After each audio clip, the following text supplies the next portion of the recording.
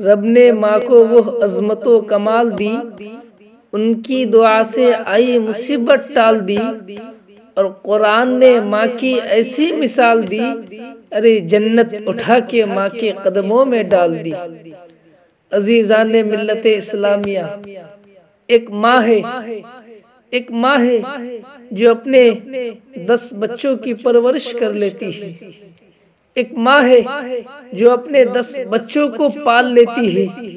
एक माँ है जो हर तरफ से मसाइब व आलाम को झेल कर, हर तरफ की परेशानियों का सामना करके अपने 10 बच्चों की तो परवरिश कर लेती है, लेकिन 10 बच्चा मिलकर अपने माँ की परवरिश नहीं कर पाते। अल्लाह अकबर।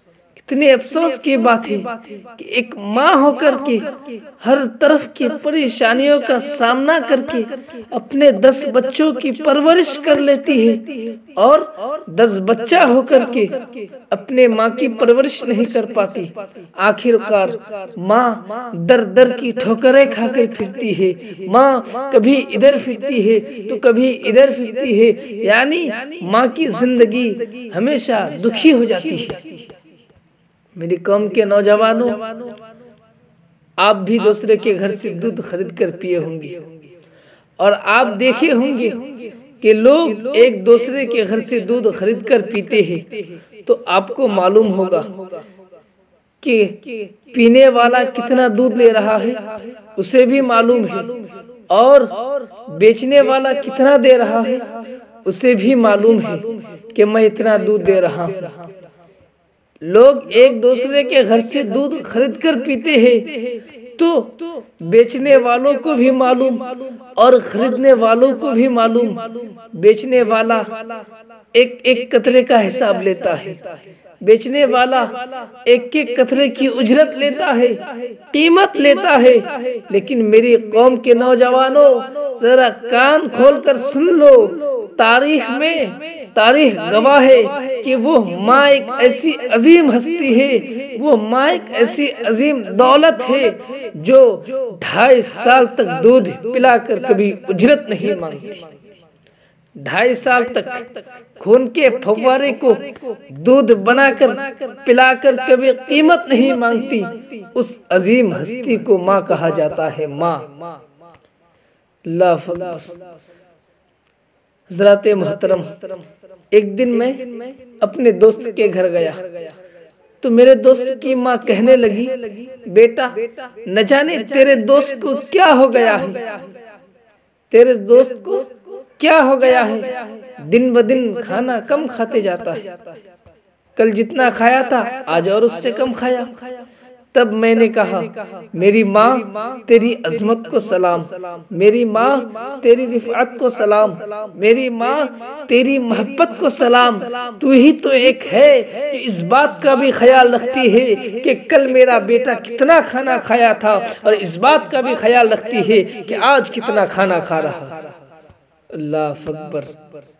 मेरे दोस्तों, वो एक माँ एक ऐसी अजीम हस्ती है जो हर चीज का ख्याल रखती है कि आज बेटा किधर जा रहा है, बेटा क्या कर रहा है, क्या खा रहा है, क्या पी रहा है।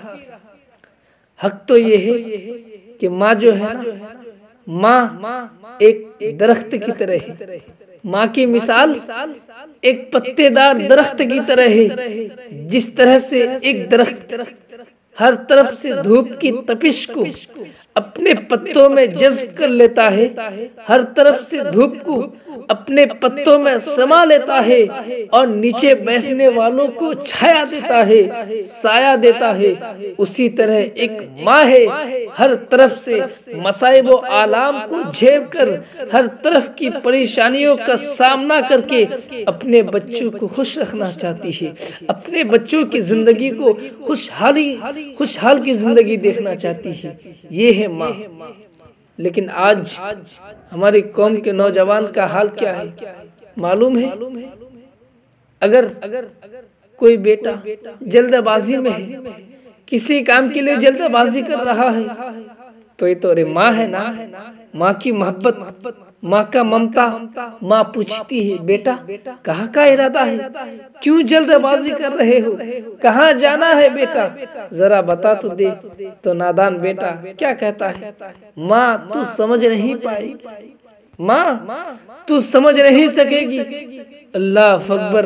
अरे नादान, एक ऐसा भी वक्त था कि तेरे अंदर कुव्वते गोयाई न थी, तेरे अंदर बोलने की ताकत न थी, तब भी तेरी माँ समझ जाती थी। तेरे अंदर चलने के लिए पैरों में ताकत न थी, तब भी माँ समझ जाती थी। तेरे अंदर अक्ल न थी, शऊर न था, फिर भी तेरी माँ समझ जाती थी। तुझे भूख लगती थी, तू रोता था तो माँ समझ जाती थी। तुझे प्यास की शिद्दत होती थी, फिर भी माँ समझ जाती थी। तुझे दर्द का एहसास होता था तो बगैर बताए हुए माँ समझ जाती थी। अरे नादान, आज तो तू कितना बड़ा हो गया है। आज तो तेरी उम्र 15 साल से ज्यादा हो गई है और आज कहता है माँ तू समझ नहीं पाएगी। आज कहता है माँ तू समझ ना सकेगी। नादान, तेरी माँ तो सब समझती है लेकिन तू नहीं समझता।